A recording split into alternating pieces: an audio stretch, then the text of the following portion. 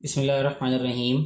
इस वीडियो में बेटे मैं आप लोगों को ये बताऊंगा कि अगर फ्रैक्शंस के दरमियान में इक्वल का साइन आ जाए तो तब हमने उसको कैसे सॉल्व करना है। इससे प्रीवियस वीडियो में मैं आप लोगों को बता चुका हूँ कि अगर फ्रैक्शंस के दरमियान में प्लस माइनस मल्टीप्लाई या डिवाइड का साइन आ जाए तो तब कैसे सॉल्व करना है।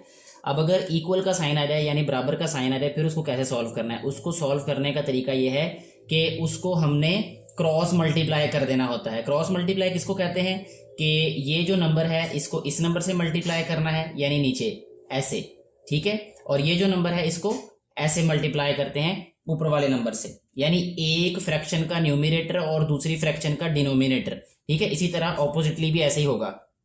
जैसे इसको हम मल्टीप्लाई करेंगे 3 मल्टीप्लाई बाय 6 इक्वल होगा 5 मल्टीप्लाई बाय 4, 6 3 जार 18 इज इक्वल टू 5 4 जार 20, यानी ये ऐसे सॉल्व होगा। ये ज्यादातर ये सॉल्व होता है अलजबरा में। जैसे अगर हमारे पास हो x over 4 is equal to 5 over 3, तो वो कहते हैं जी हमें x की वैल्यू बताएं क्या आएगी।